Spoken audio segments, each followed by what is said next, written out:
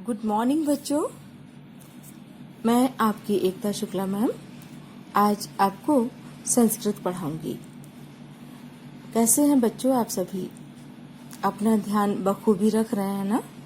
देखिए कितनी तेजी से कोरोना फैल रहा है और अगर इससे हम बचाव नहीं करते हैं तो समस्या बढ़ सकती है और आपका अध्ययन भी प्रभावित हो सकता है। तो इस चीज़ का विशेष ख्याल रखिए कि आपको बिना काम के बाहर नहीं जाना है। कॉलेज भी आना है तो आप एक बार अपने टीचर से डिस्कस कर लें, आवश्यक हो तभी आएं। ठीक है ना बच्चों? क्योंकि आप लोगों के लिए ही कि आप लोग घर रह के शिक्षा ग्रहण करें, हम लोग विद्यालय आकर आपको पढ़ाते हैं और आपको इसका विशेष ध्यान रखना है क्योंकि हम चाहते हैं कि हमारे बच्चे सुरक्षित रहें और अपना अध्ययन करें। ठीक है बच्चों? तो बेवजह आपको विद्यालय नहीं आना है जब तक आपको किसी काम के लिए बुलाया ना जाए। जैसे रजिस्ट्रेशन है, कई काम होते हैं। ठीक है? तो आप सभी लोग अपनी अपनी पुस्तकें खोल लीजिए बच्चों।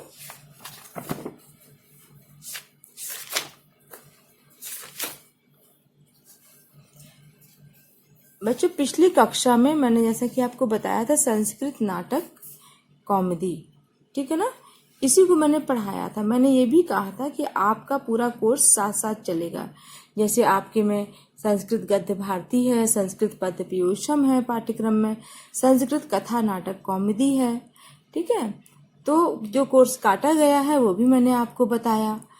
इसमें मात्र आपका ये गार्गी याज्ञवल्क्य संवाद था। ठीक, यही एक पाठ था। ये नाटक मैंने आपको पढ़ाया उस दिन। अब हम आते हैं, आज हम आपको पढ़ाएंगे संस्कृत गद्य पीयूषम में से। ठीक है? तो जो पहला इसका जो जैसे हर उसमें पाठ में एक प्रारंभ में आप वंदना पढ़ते थे, वैसे ही आपने पढ़ा मंगलाचरणम। ठीक, आज हम इसका पहला पाठ रामस्य पितृभक्ति पढ़ाएंगे। तो आप लोग सभी लोग अपनी अपनी पुस्तक खोल लीजिए।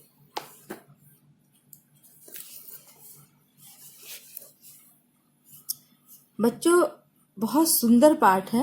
इसके श्लोक मैं आपको वाचन करके पहले वाचन करूंगी, फिर उसके अन्वय हैं, उसके शब्दार्थ हैं और उसकी व्याख्या, संदर्भ प्रसंग सब बताऊंगी। ठीक है? सबसे पहले तो मैंने आपको पहले भी बताया किसी भी पाठ के पढ़ने से पहले उसके उद्देश्य जानना जरूरी होता है।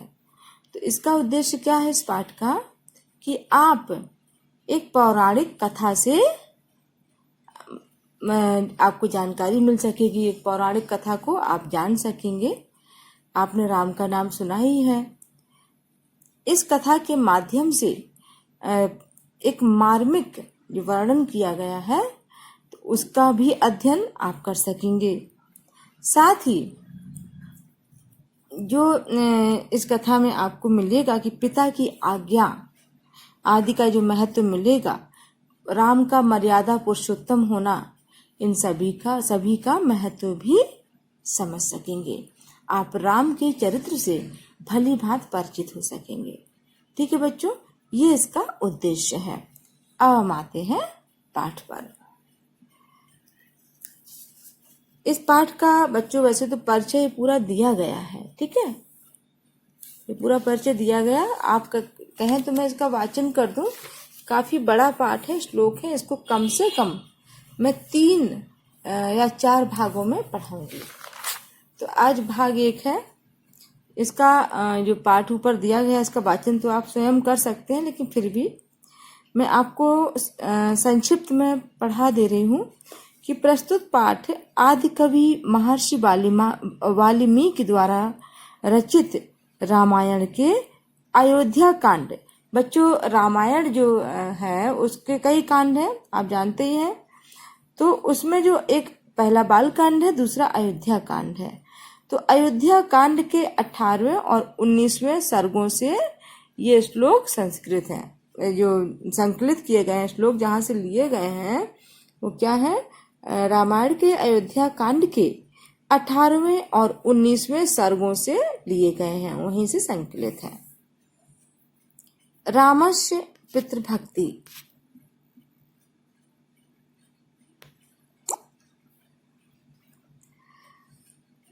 मैं इस पाठ में मर्यादा पुरुषोत्तम राम के महान त्याग और पितराज्ञा पालन का मार्मिक करुण चित्रण किया गया है। बच्चों, आपको समझ में आ गया होगा, जैसा कि मैंने आपको पूरे पाठ का संदर्भ और प्रसंग बता दिया है। तो अब हम आते, ये तो आप स्वयं पढ़ लेंगे, है ना, कि प्रस्तुत पाठ रामस्य पितृभक्ति वाल्मीकि रामायण के अंतर्गत। ये देखिए, इसमें सब लिखा हुआ है ना। उसमें क्या है कि राम के राज्याभिषेक के समय, बच्चों मैं संक्षिप्त में आपको बताती हूँ कि इसमें जो वर्णन किया गया है वो ये है कि जब राम का राज्याभिषेक हो रहा था, आप सभी लोगों ने टीवी पे देखी भी होगी रामायण, कि जब राम का मतलब ये था कि अब राम को राजा बनाया जाए, सबसे बड़े पुत्र हैं दशरथ, बहुत खुश थे। तभी कैकेयी, चूंकि दशरथ की 3 रानियां थी, कौशल्या, सुमित्रा और कैकेयी। कैकेयी से दशरथ ने शादी की थी, उसकी वजह थी कि कैकेयी ने कभी दशरथ की जान बचाई थी। कैकेयी ने दशरथ की जान बचाई थी। दशरथ ने खुश होकर कहा था कि तुम मुझसे 2 वरदान मांग लो। तो कैकेयी बोली कि समय जब आएगा तो मैं आपसे वो वरदान मांग लूंगी। उसी का यहाँ पर वर्णन है कि जब राम का राज्याभिषेक होने वाला था, तैयारियां चल रही थी, तभी कैकेयी की एक दासी थी मंथरा, जो कि कैकेयी अपनी शादी में साथ में लेकर आई थी। उसने कैकेयी को भड़काना शुरू किया। उसने कहा कि तुम्हारा पुत्र तो है ही भरत, तो तुम राम का राज्याभिषेक क्यों करवा रही हो। ये ऐसा अवसर है कि अब राजा दशरथ से 2 वर मांग लो, अपने दोनों वरदान मांग लो। और वो इतना भड़काती है कि कैकेयी चूंकि राम को बहुत स्नेह करती थी, लेकिन वो भड़क जाती हैं और पुत्र प्रेम में आकर राजा दशरथ से कहती हैं कि आज मुझे 2 वरदान चाहिए। राजा दशरथ कहते हैं कि राम का राज्यारोहण हो जाने दीजिए, तत्पश्चात आप मांग लीजिएगा। तो वो कहती हैं कि नहीं, मुझे आज ही अपने दोनों वरदान चाहिए। तो कहते हैं कि ठीक है, मांगिए। तो बोलती हैं कि पहला वरदान कि राम की जगह दशरथ को राजा बनाया जाए, अर्थात दशरथ का राज्याभिषेक हो। तो बच्चों गलत में बोल गई कि राम की बजाय भरत को राजा बनाया जाए, अर्थात भरत का राज्याभिषेक हो। दशरथ ये बात सुनकर इतना शॉक्ड हो गए, इतना सदमा लगा उनको कि उनको लगा कि ये कैसी, वो राम को बहुत प्यार करते थे, सबसे बड़े बड़े पुत्र भी थे। तो वो वहीं पर बैठ गए कि अब क्या होगा, राम को मतलब राजा बनाएंगे, हमने सोचा था, और ये तो कह रही है भरत को राजा बनाए। फिर भी वो कहते हैं कि चुप हो जाओ कैकेयी, समझाते हैं, लेकिन कैकेयी बोलती नहीं, अभी मेरा दूसरा वरदान बाकी है। तो कहते बोलो दूसरा वरदान क्या है। तो कैकेयी कहती हैं पहला भरत को राजा बनाया जाए, दूसरा राम को 14 वर्ष का वनवास दिया जाए। तो पहले वरदान से राजा दशरथ को इतनी प्रॉब्लम नहीं थी, लेकिन दूसरे वरदान को सुनते ही वह मूर्छित हो गए, उनको मूर्छा आ गई। उन्होंने कभी सोचा ही नहीं था कि राम को इतना बड़ा कष्ट देना पड़ेगा, अर्थात उन्होंने वरदान देने से मना कर दिया। इस पर कैकेयी ने कहा कि आप जो रघुकुल की रीत है, इनके वंशज थे राजा दशरथ के, बड़े बहुत महान राजा हुए, जैसे कि आप पढ़ रहे हैं इस समय, राजा दिलीप, सगर, ये सब राम के ही वंश के, रघुकुल के ही थे सब राजा। महान राजा हुए राजा हरिश्चंद्र, जिन्होंने अपने वचन के लिए अपना राज ही नहीं त्याग दिया, बल्कि शमशान घाट पर ड्यूटी करने लगे थे। उन्होंने सिर्फ, जो सत्यवादी थे, उन्होंने सपने में उन्होंने ऐसा देखा था, तो सपने में जो उन्होंने वचन दिया उसको पूरा करने के लिए उन्होंने इतनी बड़ी सजा भुगती राजा हरिश्चंद्र ने। तो इन सब का वास्ता देती हुई कैकेयी उनको, दशरथ को बहुत ज्यादा गलत सलत बोलने लगी। इससे दशरथ की तबीयत खराब हो गई और वहीं गिर पड़े। बस यहीं से ये श्लोक शुरू होते हैं। ठीक है बच्चों, यहाँ तक की भूमिका मैंने आपको बता दी संक्षिप्त में। आप इसको पढ़ भी लीजिएगा, थोड़ा सा और अच्छे से आपको ज्ञात हो जाएगा। श्लोक में ये है कि जब राम को ये बात मालूम चलती है, श्लोक से पहले तो कुछ 2 लाइन और मैं बता देती हूँ कि राम को जब यह बात मालूम चलती कि उनके पिता इसलिए दुखी हैं क्योंकि वो वचन दे चुके हैं और राम के प्रेम में वो वचन को पूरा नहीं कर पा रहे हैं, तो वह राजा दशरथ से कहते हैं कि रघुकुल रीत सदा चली आई, प्राण जाए पर वचन न जाए। कहते हैं हे महाराज, हे पिताश्री, ये रघुकुल की रीत है कि चाहे प्राण चले जाए लेकिन वचन पूरा होना चाहिए। तो मैं आपके उस वचन का पालन कर रहा हूँ, अतः मैं वन को जाऊंगा और भरत राजा बनेंगे।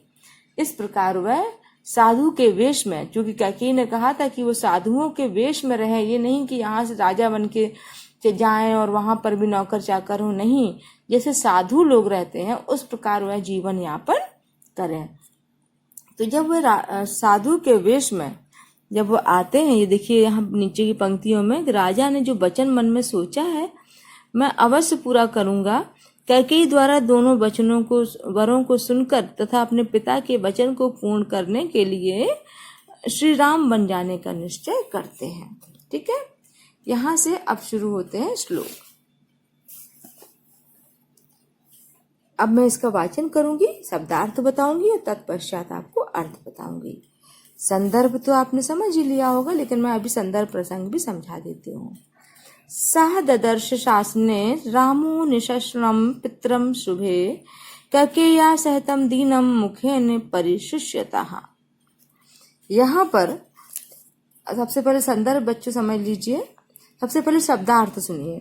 ददर्श अर्थात देखा, निसरणम बैठे हुए, परिशुष्यता सूखे हुए, दीनम दुखी।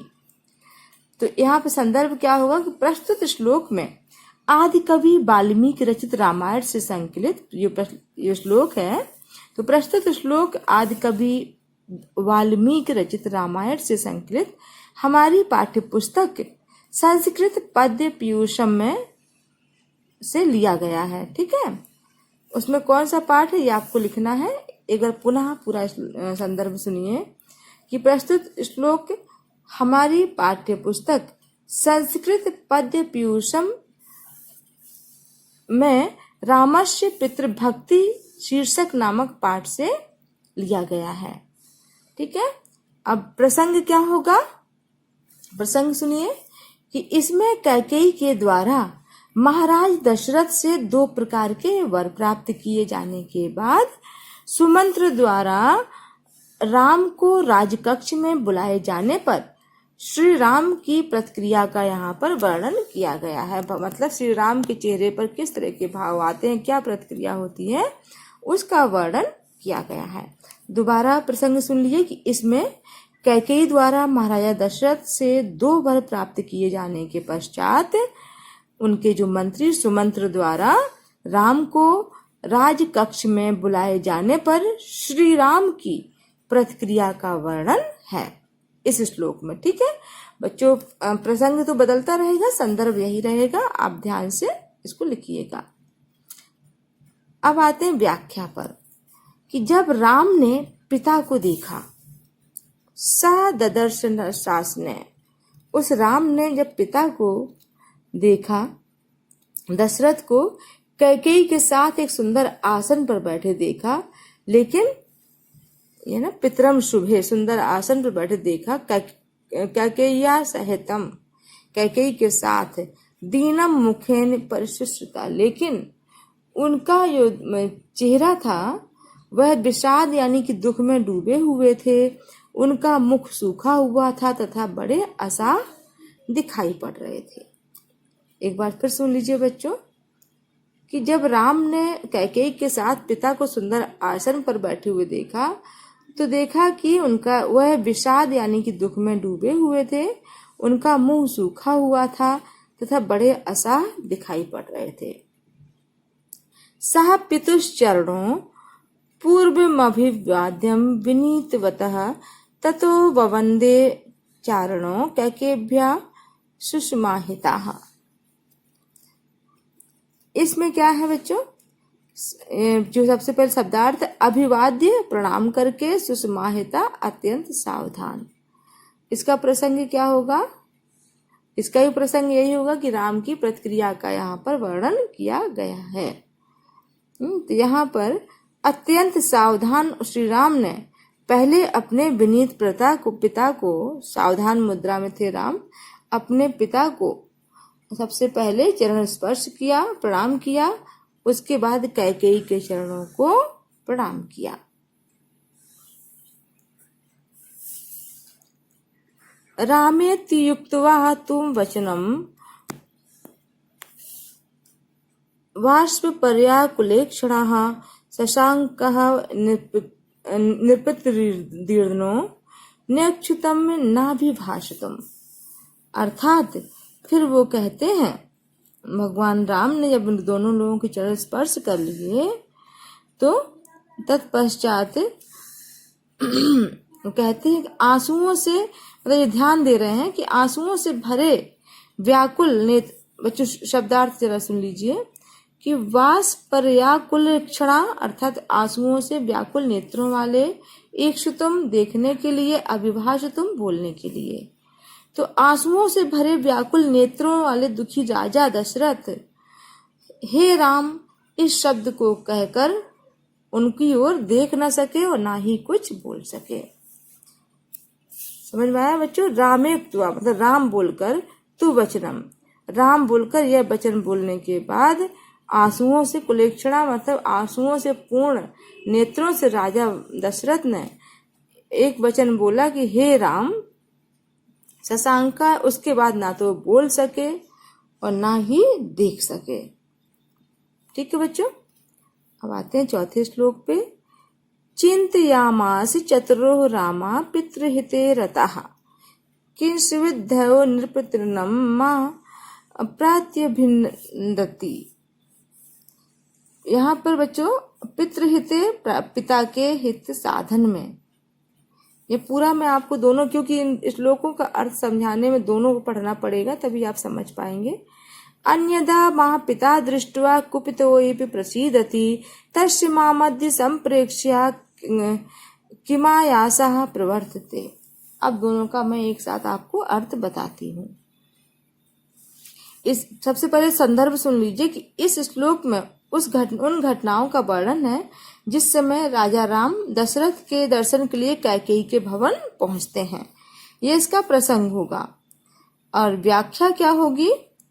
व्याख्या इसकी होगी कि अपने पिता की कल्याण साधना में रत चतुर राम ने सोचा कि ऐसा कारण क्या है कि आज पिताजी मुझसे भली बात नहीं कर रहे हैं, मेरा स्वागत नहीं कर रहे हैं, और दिन तो अप्रसन्न होते हुए राजा मुझे, जो मतलब यहाँ पर राम का कहने का मतलब है कि ये है ना, चिंतयास चतुरो रामा यानी चतुर राम ने ये सोचा मन में कि ऐसा आखिर क्या बात है, ऐसी क्या बात है कि पितृहिते रता, मैं तो पिता के वचनों को पूरा करने को सोच रहा हूँ, लेकिन आज वह मुझसे भली प्रकार बात भी नहीं कर रहे हैं, स्वागत भी नहीं कर रहे हैं। और अन्यदा माम पिता दृष्टवा, और दिन तो उनका दिन जो होता था बिना राम को देखे पूरा नहीं होता था, वो तब तक उसको देख नहीं लेते थे, तब तक खुश नहीं होते थे। आज मुझे देखकर वह, मतलब ऐसा क्यों लग रहा है कि वो मुझे देखना नहीं चाहते। समझ में आया बच्चों कि यहाँ चतुर राम के दिमाग में प्रश्न चल रहा है कि मैं तो उनके वचनों को पूर्ण करने के लिए बन जा रहा हूँ, तो ऐसा क्या है कि हे राम शब्द बोलने के बाद वो ना तो बोल पा रहे हैं ना देख पा रहे हैं। जो राजा दशरथ राम को देखे बिना उनका दिन नहीं होता था, उनका दिन वो अगर ना देखे तो अप्रसन्न रहते थे, आज वह उनकी ओर अपनी दृष्टि नहीं कर रहे हैं, उनका स्वागत नहीं कर रहे हैं। ठीक है बच्चों, तो काफ़ी बड़ा वीडियो हो गया है, मैंने आपको इसका वो बता दिया है, और इसके ये श्लोक है, इनके संदर्भ प्रसंग व्याख्या भी बता दी है, आपको इनको करना है। ठीक है, और मैं 3 भागों में कम से कम इसको पढ़ाऊंगी, कम से कम 4 भी हो सकते हैं। आज का वीडियो काफ़ी बड़ा हो गया है, लोड होने में थोड़ी दिक्कत होगी, लेकिन फिर भी बच्चों मैं कोशिश करूँगी और आपको भेजूँगी। ओके, तो काम कंप्लीट रखना, और अभी जब तक मैं ना कहूँ तब तक आप कॉपी करेक्शन के लिए लेकर ना आए। ओके बच्चों, शुभाशीष।